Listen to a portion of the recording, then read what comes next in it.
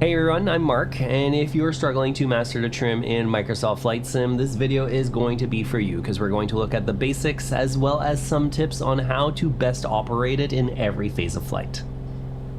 At its core, what we're trying to do when trimming is to relieve the pressure that we're exerting on the controls so that we can be hands off and the plane continues flying at the pitch that we want it to. Unlike a real plane, you can't easily feel when the plane is in or out of trim because you don't feel the forces on the controls anywhere near as much, especially since the vast majority of us don't have force feedback controllers. Trimming in Flight Sim is much more of a visual process because you have to see what the plane actually does when you release the controls rather than it being a tactile feeling that naturally tells you when you're in trim. The trim in some Flight Sim planes also moves very slowly and inconsistently from plane to plane, so when you combine those factors together, it makes it hard to get a sense for how much trim input you actually need to give. We're going to touch on a few ways to improve that a bit later, but before we get ahead of ourselves, let's take a step back and go over the basics of how it works because it can help to reinforce the concept for beginners. Most planes these days have two ways to operate the trim, either with a manual trim wheel or electric trim buttons on the yoke, which is actually much closer to what we have in terms of PC hardware.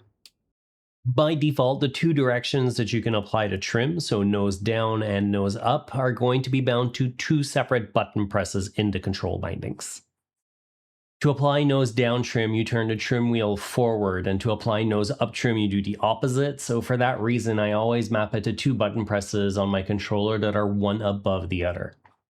Like that, when you press the top nose button, it applies nose down trim, and vice versa when you press the bottom button, so it kind of mimics turning the wheel forward and backwards. Now, like I said in the opening, the reason we trim either nose up or nose down is so that we don't have to keep constant pressure either forwards or backwards on the controls to keep the plane flying how we want. Most of the time though, when you release the controls, one of two things are going to happen. Either the nose will start to pitch down on its own or pitch up like we're seeing here. When the nose pitches up like that, what we need to do is apply nose down trim, and when you do that, what it's actually doing is changing the trim tab's position, which is this small surface right here on the back of the elevator. The trim tab's movement causes a change to the airflow over the elevator, and that causes the elevator itself to move slightly in the opposite direction of the trim tab.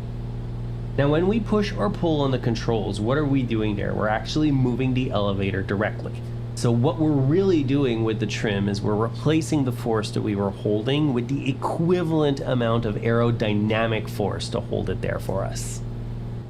Where things get tricky, of course, is knowing how much trim to apply, and although some of this comes with practice, there's no easy way to be ultra precise with it.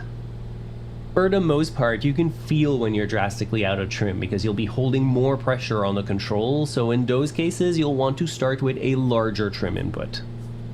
Then what you can do is release the pressure on the controls just a bit, and that should give you a sense for how much more it's going to take to get it close. Oftentimes I'll end up doing this loop of applying trim, releasing the controls a bit, and then applying more trim a few times before I get it close to being right. The hardest part though is getting those last few tiny adjustments right, and this is where it starts to feel a bit tedious. The default planes especially are very finicky about the trim, but if you look at add-on planes like the A2A Comanche and the Black Square Bonanza that we have here, they've done a decent job of improving that experience.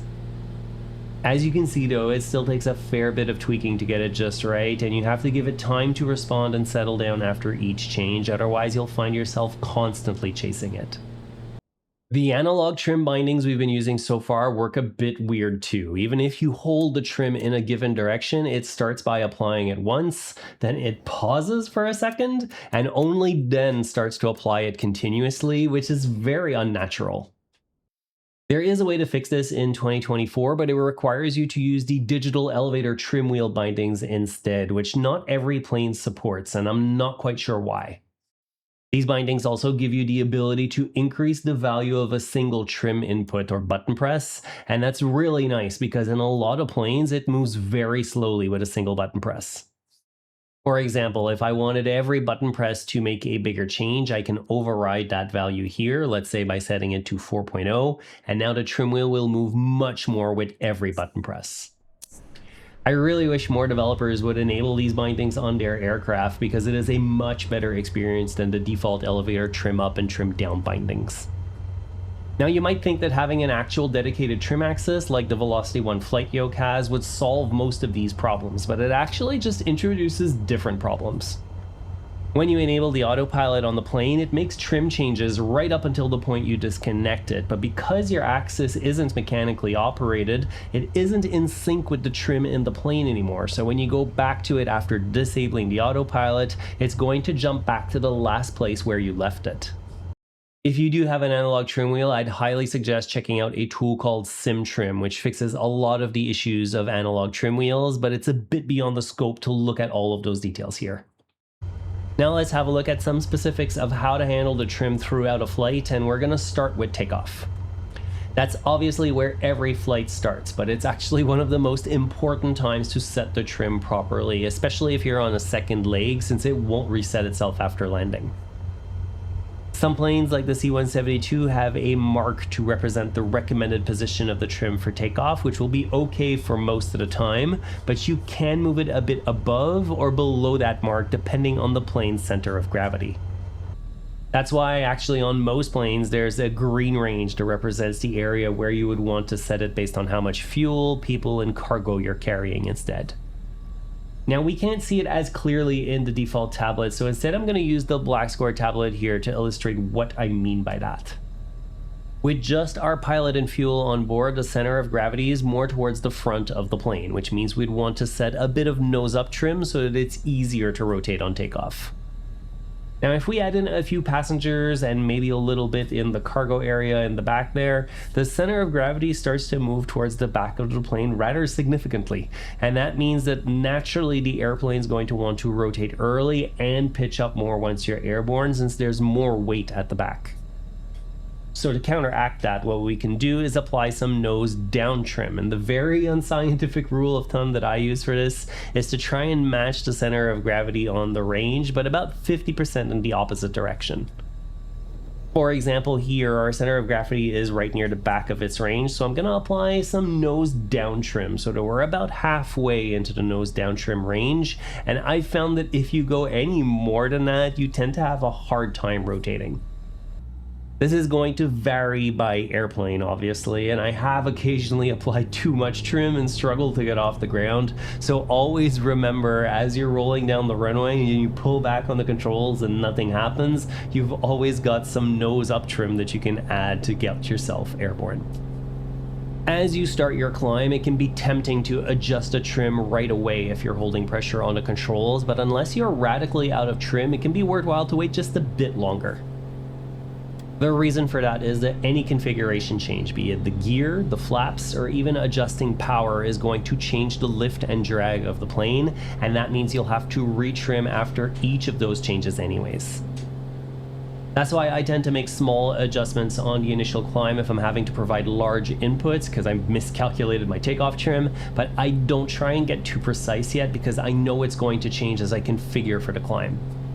It's really only at that point, once you have your gear up and your flaps up, that you can do a full trim so that it holds the attitude and speed that you want in the climb. Then as you get deeper into the climb, you might start to think about enabling the autopilot, but before you do that, try and get the plane fully trimmed first. You always want to hand the autopilot a trimmed airplane to avoid it having to immediately provide some huge inputs on the elevator, which just puts more strain on everything. Of course, you don't have to use the autopilot, and for GA flights, it is very much possible to do your entire flight without it and use the poor man's autopilot, aka the trim.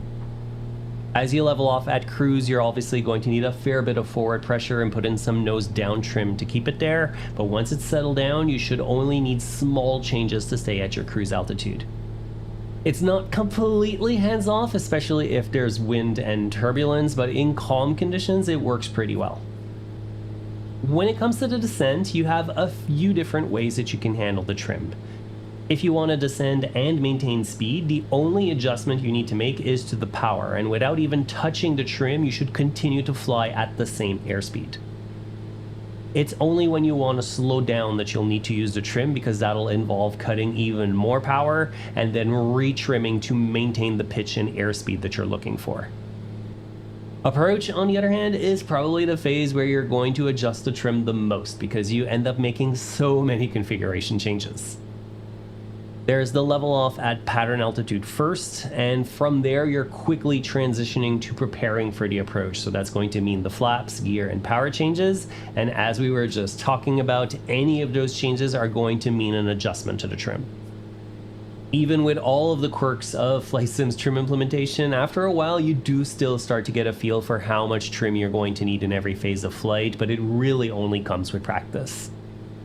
As for final itself, you can make trim adjustments as long as you need to, although ideally you'll be fully configured by about 500 feet from the ground. I covered those last 1,000 feet in detail in another video that I published recently, so if you want to see more details about how to operate the trim on final, there will be a link to it somewhere on screen to the right of me. If you learned something useful today, please make sure to like the video and subscribe on your way out for more content like this one.